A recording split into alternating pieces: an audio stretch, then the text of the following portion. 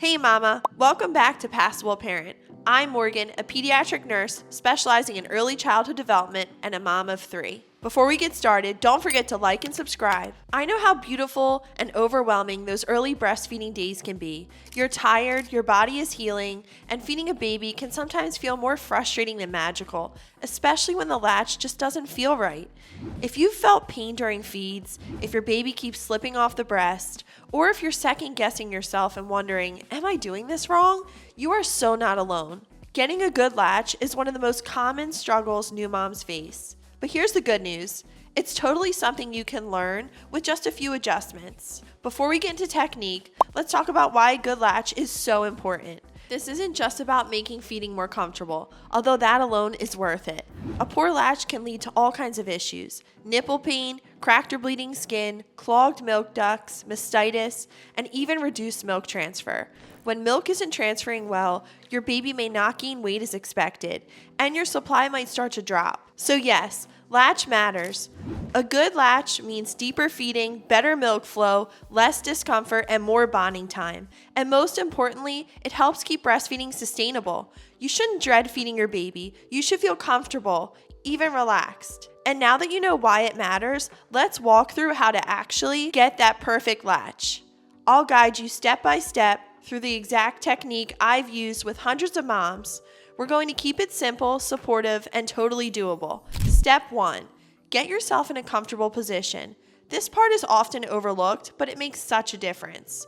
Whether you prefer cradle hold, cross cradle hold, football hold, or laid back breastfeeding, the key is to be relaxed and supported.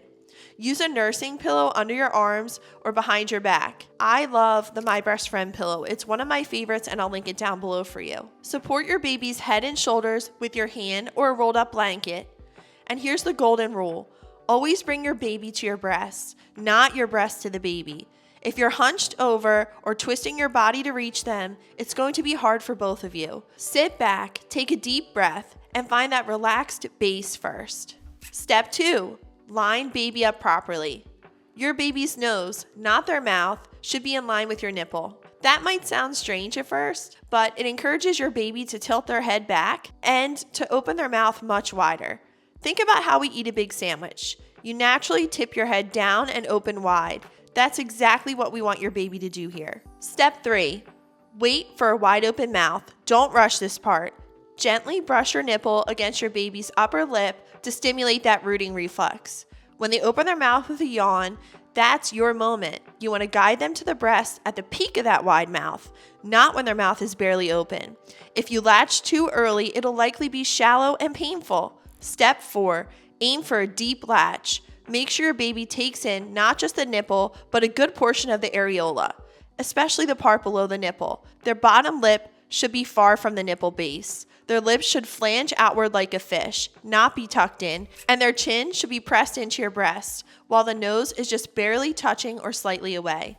You'll often see their jaw moving with each suck, and if it's a good latch, you'll hear them swallow after a few seconds. Step 5. Check their body alignment. This is another game changer. Your baby's ears, shoulders, and hips should be in a straight line, and their tummy should be facing your tummy. If they're turning their neck or twisted at the waist, it will make it harder to stay latched. Tummy to tummy, straight and close, that's the way to go. Now that we've gone through the technique, let's talk about how to know if it's actually working. A good latch will feel like gentle tugging, not sharp pain. You'll notice your baby's cheeks are full and rounded, not sucked in. You'll hear soft swallowing, and your nipple will come out looking the same shape it went in, not pinched or lipstick shaped. On the other hand, if you hear clicking sounds, or if your nipple looks creased after a feed, or if you feel pinching and burning pain or shooting pain the whole time, that means there's something wrong with the latch. So what happens if you followed all of the steps and it still hurts? That's where troubleshooting comes in. Let's go through a few of the most common reasons for persistent latch problems. The first is tongue tie. This is when the strip of tissue under your baby's tongue is too tight, limiting how far they can move their tongue.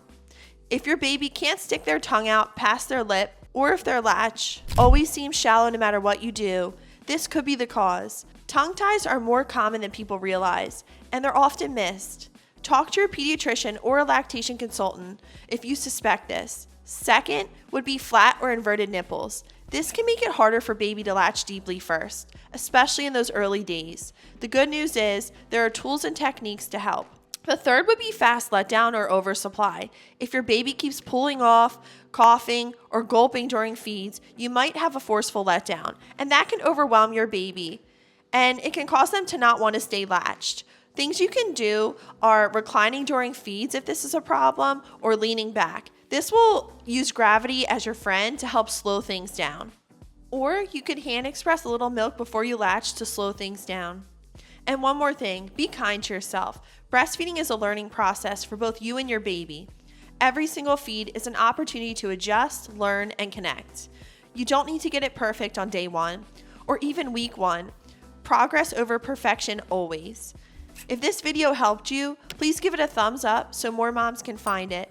I'd love to hear in the comments what your biggest breastfeeding challenge is. Let's build a community of encouragement. And don't forget to subscribe to Passable Parent for weekly videos with real practical support for your parenting journey. You've got this, mama. And if you want a little extra help, I've created a free downloadable perfect latch checklist. It's linked in the description below. I'll see you next time.